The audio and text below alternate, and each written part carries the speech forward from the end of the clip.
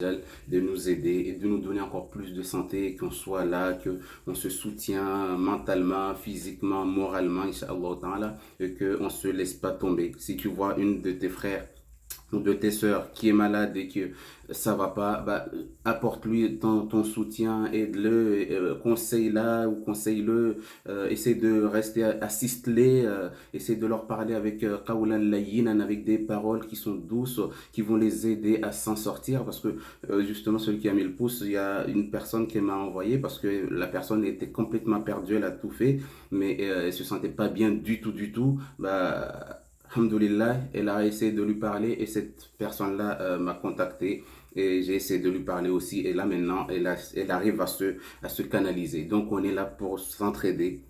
Première des choses, c'est qu'on le fait pour Allah Azza wa Jal parce que c'est Allah subhanahu wa ta'ala qui peut nous récompenser et nous-mêmes en fait on ne peut pas se récompenser. On peut se donner des cadeaux comme merci beaucoup à ceux qui m'ont donné des cadeaux mais c'est pas vraiment utile.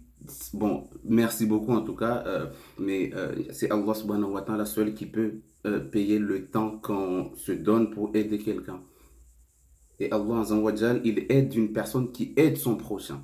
Tu trouves ta soeur ou ton frère avec des difficultés, tu arrives à l'aider et à le faire sortir de ses problèmes. Ah bah, Allah Azza wa Jal va t'enlever tes problèmes. Min haythu lam yahtasib. ومن يتق الله يجعل له مخرجا ويرزقه من حيث لم يحتسب. Allah, le prophète sallam a dit, non, Allah a dit, ومن يتق الله يجعل له مخرجا. Celui auquel il a peur d'Allah, il a la taqwa, il fait les choses pour Allah Azza wa Jal, eh ben, Allah lui donne toujours des solutions.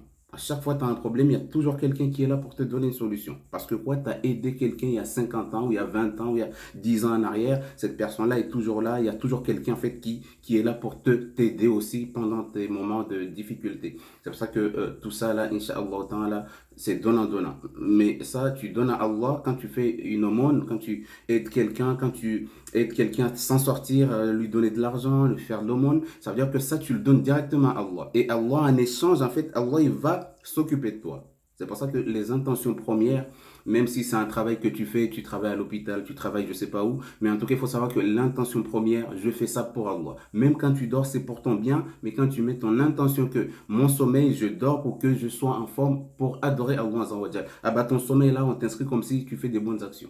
Pourtant, c'est quand on dort que le livre est blanche et qu'il n'y a rien qui est écrit dessus. Donc, c'est pour ça que toutes nos intentions, on doit renouveler nos intentions, on doit tout le temps être là avec nos intentions. Tout ce qu'on fait, quand tu fais à manger à ton mari, tu mets l'intention que tu fais pour Allah, pour pas être déçu. Quand tu veux faire à manger pour tes enfants, tu mets l'intention, je le fais pour Allah, pour que mes enfants grandissent bien. Ah bah, pendant que tu fais tout ce qui, si ça te brûle, si le temps que tu te mets debout, le temps que tout ça, en fait, est considéré comme si tu es en train de travailler fils là et sur le chemin d'Allah parce que tu veux aider la communauté, tes enfants à grandir. Maintenant, demain, tu ne seras plus là. C'est tes enfants qui vont te remplacer dans les prières. Donc, du coup, le fait de les éduquer, leur apprendre la sagesse et le bon comportement, tout ça, ça va les pousser une fois que tu seras plus là à faire des invocations pour toi. Okay? Donc c'est de cette manière-là auquel il faut apprécier la santé qu'Allah nous donne. Il faut aller plus loin et remercier vraiment Allah Azza wa Jal parce que même le jeûne du mois de Ramadan, justement, c'est pour nous nettoyer de certaines choses qu'on a mangées que le corps n'arrive plus à supporter. Donc du coup, Allah Azza wa Jal a choisi un an, un mois pour qu'en fait le corps se régénère, pour qu'il redevienne nouveau. Après le Ramadan, tu vas encore remanger des choses, des gâteaux, des confiseries, des je sais pas quoi, des choses qui vont et à la fin, tu as un mois pour nettoyer tout ce que tu as mangé pendant un an. Et avant Zawajal, il aurait dû nous dire, bon, bah, vu que chaque fois tu manges des biscuits ou tu manges des gâteaux sucrés, bah, tu fais le jeûne le lendemain. C'est ça ce qu'il devait nous donner, mais il a choisi pour nous bah, une chose qui sera en fait facile en disant, bon, tu manges pendant un an et pendant ce un an-là, il faut qu'on quand même qu'on te nettoie parce que t'as abusé un peu. Hein? Regarde, t'as pris 50 kilos, t'as pris 30 kilos, donc Allah il veut prendre soin de toi. C'est comme, ça va me donner l'exemple de... hier, j'étais en train de marcher et ça m'a rappelé, j'étais en train de monter sur des pentes, etc. Et ça m'a rappelé un jour, j'étais parti en déplacement pour un soin et Arrivé là-bas, la personne est venue me chercher à la gare. C'est une dame qui a à peu près la cinquantaine, hein. Mais elle a la pêche, hein. Elle allait plus vite que moi. Je me suis dit, mais attends, t'es sûr que tu as 50 ans Donc, on était en train de marcher et on trouve une pente qui est conséquente parce qu'il faut marcher pendant à peu près 10 minutes pour monter cette pente. Elle m'a dit, je sais, cette pente-là te fait peur. Euh, mais cette pente-là, euh, il y a une route, il y avait un arrêt de bus au milieu de la pente, mais le maire l'a enlevé. Donc, du coup, on est obligé de marcher le long de la pente pour rentrer à la maison. J'ai dit, mais pourquoi le maire, il a fait ça? Pourquoi monsieur le maire, il a osé vous enlever un arrêt de bus qui était au milieu d'une pente qui fait à peu près 10 minutes de marche pour certaines personnes? Il a dit, c'est parce qu'un jour, dans une réunion, le maire leur a dit, vous savez pourquoi j'ai enlevé la pente, j'ai enlevé l'arrêt de bus sur la pente, au niveau de la pente? C'est pour vous aider à perdre du poids et à prendre soin de vous. Les gens ont rigolé, mais euh, mine de rien, tu es obligé de marcher, de monter cette pente tous les jours. Donc du coup, ça fait mal, mais pour lui, il a enlevé l'arrêt de bus pour aider son peuple à perdre du poids. Donc, mais bon, on va pas rentrer dans ce sujet-là. Mais nous, avant Azawajal, quand il nous a dit, prenez un mois auquel on va vous détoxer. Tout ce que vous avez mangé, les viandes, je sais pas quoi, tout ce que vous avez mangé pendant un an, on va prendre juste un mois auquel on va nettoyer le corps. Allez, tout le corps, les cellules, tout ce qu'il y a à l'intérieur, on les a mis au travail. C'est pas le travail de manger, non. Le travail de nettoyer ce qui a déjà été là, ancré pendant un an, pour que tu puisses, à la fin du ramadan, pendant l'Aïd, quand tu mets tes habits de l'Aïd et que tu dis à ton mari, alors tu me trouves comment? Bah, t'as perdu du poids, ma chérie. Mais franchement, c'est très bien, t'es très belle. Donc, c'est de ça auquel, à la fin de l'année, à la fin du mois, on se sent bien. Donc, du coup, assalamu alaikum wa rahmatullahi wa barakatuh. Donc, du coup, on va justement rentrer dans le vif du sujet concernant le mois de Ramadan. On en a parlé un peu au début. C'est vrai, je fais des vidéos une fois tous les 2 semaines parce que j'ai pas envie que ma chaîne soit remplie de vidéos tout le temps, tout le temps. Les gens, quand ils arrivent, ils voient trop de vidéos, ils savent pas quoi faire, ils sont perdus. Donc, c'est pour ça que je prends le temps de réfléchir et de mettre des vidéos. Je sais que beaucoup m'appellent tout le temps. Oui, on attend tes vidéos, on attend. Oui, je sais, mais quand il y en a beaucoup, quand il y a beaucoup, après ça régulièrement, en fait, on ne suit plus. On fait quand on est juste là, on regarde parce qu'on aime bien acquérir. Mais alors que c'est pas ça le but. Le but, c'est que après moi, je serai plus là, Inch'Allah Ta'ala. On va tous mourir, comme je dis tout le temps. C'est pas pour faire peur à certains, parce qu'il y en a qui disent non, non, non, ne parle pas de la mort, parce que moi, je suis encore jeune, j'ai que 80 ans. Si tu me parles encore de la mort, tu verras, je vais te bloquer. C'est pas grave, mais il faut savoir qu'un jour, je serai plus là et que vous tous qui avez entendu ces vidéos, vous les transmettez à beaucoup de gens. Je vois beaucoup de gens qui m'appellent tout le temps en me disant que oui, on m'a montré une vidéo de vous, on m'a parlé de vous, on m'a dit des choses sur vous, on m'a dit que t'es gentil. Ça, par contre, je sais pas. Donc, on m'a dit tout ça. Donc, du coup, c'est pour ça que je viens vers vous parce que j'ai déjà fait le tour du monde et ça va toujours pas. J'espère que vous avez ma solution. Non, c'est pas moi qui ai ta solution, c'est Allah Azawajal. Et les vidéos que je fais, c'est pour vous justement, pour que vous puissiez vous en sortir avant de m'appeler. Et donc, c'est ce qui se passe. Donc, du coup, le travail que vous faites, franchement, merci beaucoup à vous. Et qu'Allah vous donne une bonne santé et vous donne une longue vie, que vous vivez plus que 1000 ans. Parce que le prophète sallam a dit quoi dans un hadith? Vivez, cherchez, continuez dans vos projets, cherchez à créer des entreprises, travaillez, mettez de côté, aidez les gens, faites ce que vous voulez comme si vous allez vivre 1000 ans sur Terre. D'accord? Mais travaillez pour l'au-delà comme si tu vas mourir demain. Donc, ça veut dire que tu as 1000 ans, mais il ne faut jamais oublier que demain tu vas mourir. Mais ça, c'est juste un rappel pour que tu puisses te sentir bien dans ta peau sans être dans l'excès au niveau religieux. D'accord? Ni au niveau de la vie matérielle. Il faut que toujours que c'est vrai, tu as construit une belle maison, mais tu te dis, ah, Alhamdulillah, aujourd'hui j'ai construit ma maison, j'ai trouvé un logement, j'ai mis des nouveaux canapés, tout est design, tout est beau. Bah, et alors, et dans l'au-delà, je me suis mis quoi? En fait, c'est tout le temps, être toujours dans la pensée de demain. Et si demain je meurs, ici j'ai meubler ma maison et dans l'au-delà, ma tombe, qu'est-ce que j'ai mis dedans? En fait, c'est tout le temps être dans les pensées, dans le fait de se poser des questions. Donc, du coup, c'est pour ça que dans tout ce qu'on fait, Allah Azza wa Jal nous a mis toujours une épreuve en face pour que te rappeler demain. Aujourd'hui, tu es riche, demain, tu es pauvre. Aujourd'hui, tu as bien mangé, demain, tu manges pas bien. Regardez, les gens, maintenant, ils sont complètement perdus. Pourquoi? Sur le ramadan. Parce que quoi? Parce que dès que... bon, je parle un peu en français, après je vais parler en maorais, mais voilà. Donc, les gens, ils sont complètement perdus. Parce que quoi? Le ramadan, il tombe en plein changement d'heure déjà. Il tombe à un moment auquel on était habitué à terminer le ramadan à 22 h, 23 h, etc.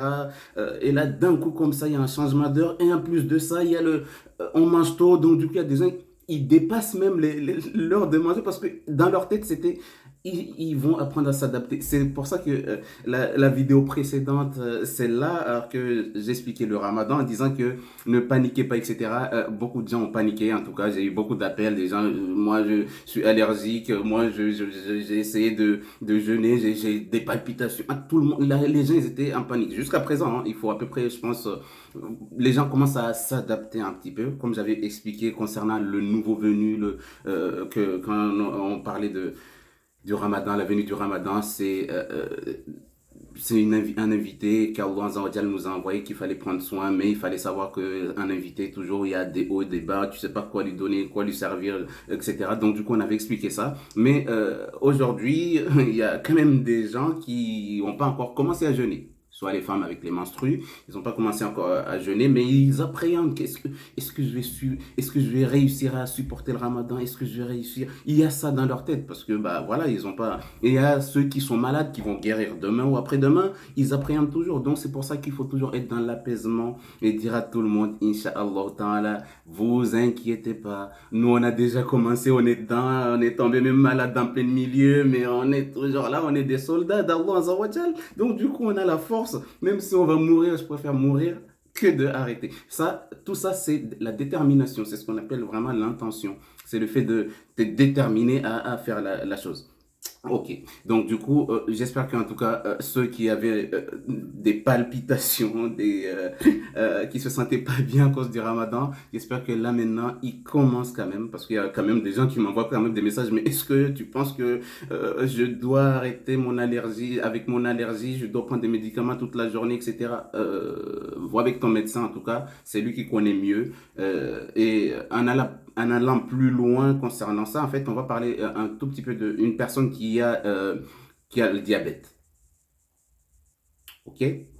Parce que quand il y a des gens qui m'ont parlé de justement de ce qu'on appelle les allergies auxquelles ils ont des médicaments à prendre, ils ont des choses à prendre et ils sont paniqués aussi, ils se disent mais qu'est-ce que je vais faire, qu'est-ce que je vais devenir si je prends pas mon médicament de l'allergie, est-ce que je vais pas mourir, etc. Quand c'est comme ça, demandez à votre médecin. Mais il faut savoir qu'il y a une dame qui m'a dit justement, c'est une dame qui m'embête beaucoup la plupart du temps. En sortant de là, je suis sûr qu'elle va m'envoyer un message et va me dire, t'as dit quoi là? Ok. Mais en fait, il a dit que son père, depuis très longtemps, il est diabétique. Il a des insulines à faire tout le temps, tout le temps. Mais il a pris comme stratégie, avant de prendre le petit déjeuner du matin, il prend d'abord quoi? Il fait d'abord ses injections, il prend ses médicaments et il arrive à tenir jusqu'à la fin de la journée. Ça, c'est un diabète qui est vraiment niveau... mais il est fort, ce monsieur. Masha'Allah ta'ala. Il arrive parce qu'il s'est adapté. Il a réfléchi, il a pris sa décision, alors qu'Allah Azza wa Jalla dit وَعَلَى الَّذِينَ يُطِيقُونَهُ فِدْيَةٌ طَعَامُ مِسْكِينٍ.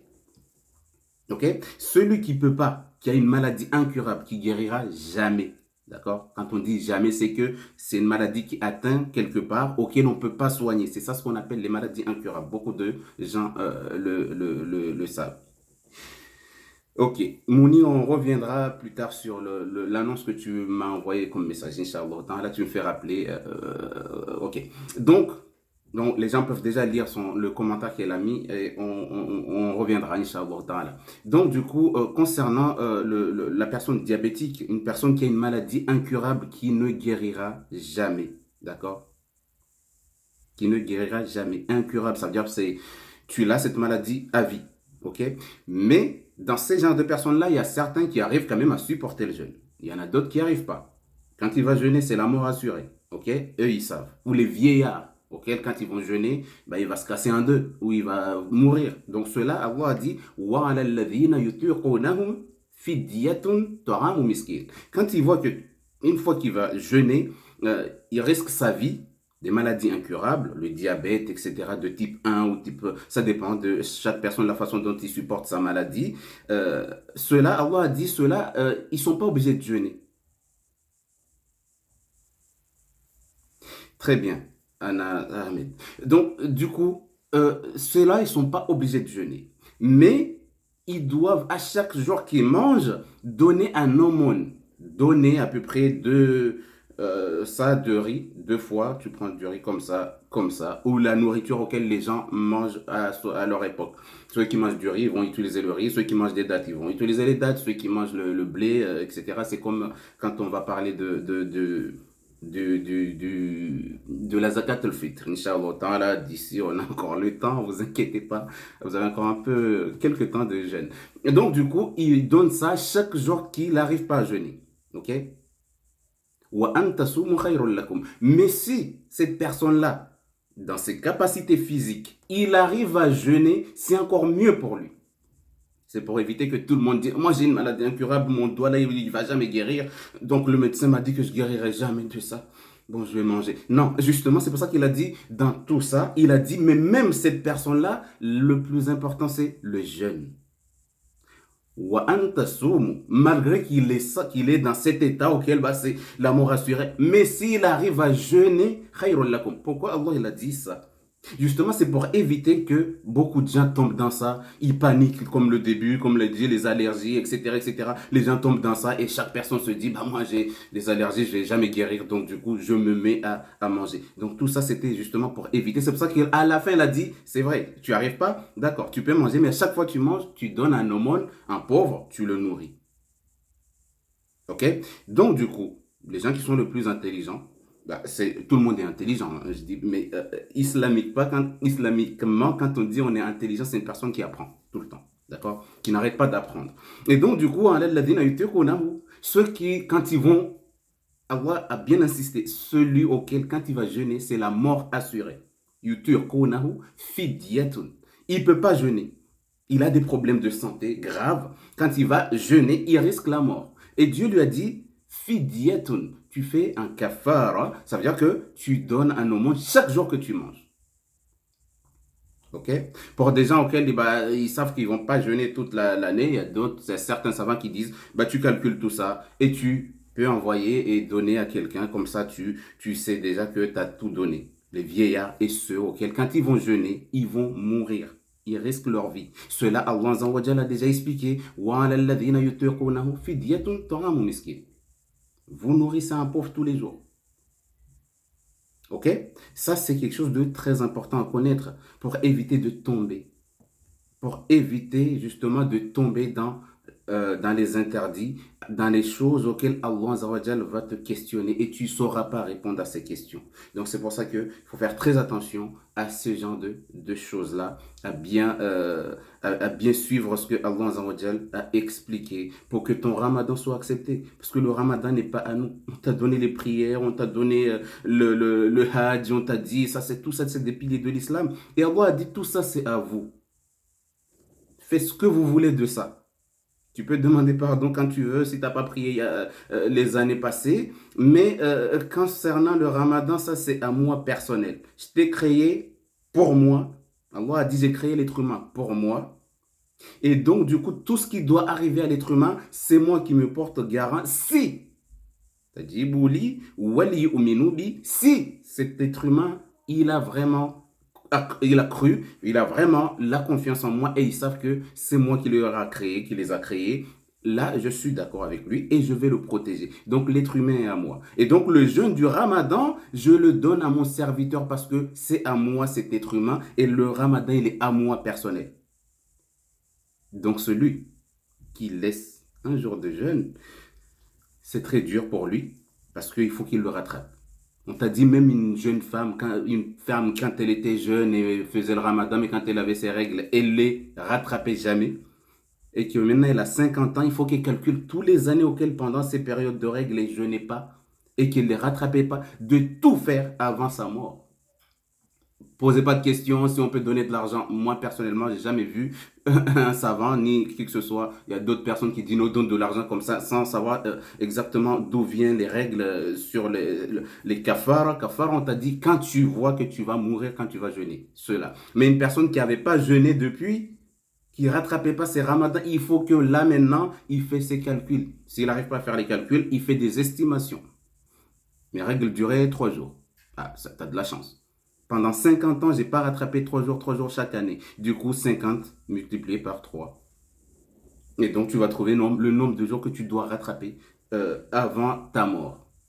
Parce qu'une fois que tu rentres dans ta tombe, personne ne peut t'aider. Bon, ceux qui sont courageux peuvent faire ton ramadan, mais c'est vraiment, vaut mieux donner de l'argent, aider s'il avait des dettes, que dire que tu peux jeûner le ramadan de ta maman parce qu'elle en avait 5 qu'elle n'avait pas rattrapé. Chacun se dit, bon, on va les calculer, toi tu fais la moitié, moi je fais. C'est très dur en tout cas le ramadan. Donc du coup, pendant qu'on est encore en vie, pendant qu'on est vivant, pendant qu'on a la force, essayons vraiment, malgré les difficultés de la vie, malgré le temps, malgré tout ça, mais essayons d'aller plus loin et de, Inch'Allah Ta'ala, rattraper les jeunes qu'on a oubliés avant la mort. Parce que tu vas laisser un fardeau à tes enfants. La plupart, ils vont pas le faire. Ils vont se dire, bon, bah, elle avait qu'à le faire. Donc maintenant, tu vas te démerder dans ta tombe. Donc tout ça, avant la mort, il faut enlever tous les dettes que tu as déjà envers Allah, envers les gens. Comme ça, tu seras tranquille. Ok? Donc, du coup, bon, on va maintenant changer de langue. Donc, nako yeleza amba kula Allah subhanahu wa ta'ala arumbu harma shivande atsilamba jermu ambudu wa ma khalaqtul jinna wal insa illa liya'budun. Et donc harma zopia rakoziyeleza wabo rakweleza rabzede mtu amba mtu alio na problem ya diabete deja amba mtu alio na diabete Allah subhanahu wa ta'ala rango harma Qur'an wa ana alladhina yutiqunahu fidyatun ta'amu miskin. Mtu alio na diabete awana wade mboko tsobona tasuku kiametso dunia tsokoma les maladies incurables wanyumjwe shizungu Allah subhanahu wa ta'ala yeleza amba mutu moriwo amba mufunga tsumana risk afe sante ya lazima itojoka na problem zero yutiqunahu fidyatun lazima atoe fidia ça veut dire amba lazimu atoe kula suku alumba kasifunga lazima itoe tasadaki ahalise maskini suku ile bale. Ça veut dire amba kula suku usirenga makwende mbili za tsohole usitoita sadaki ube mutu kula suku ilomba kusifunga tsumu maana usitambiha beti dola mira mbila mbazo azia ratajad abono wasalia ambilo makati ilomba adza basa au amasamu samwana ina problem na mwana wahe ambilo mbazie mwana etenda irengelea aratrape tsumu zae ibno ambasade muisoni da kajarongamba mtu amira au atojwa to fidia be wana zono ingino wa hara ya shtumorio maana rugwa mtumaka wala kayeleza donc watu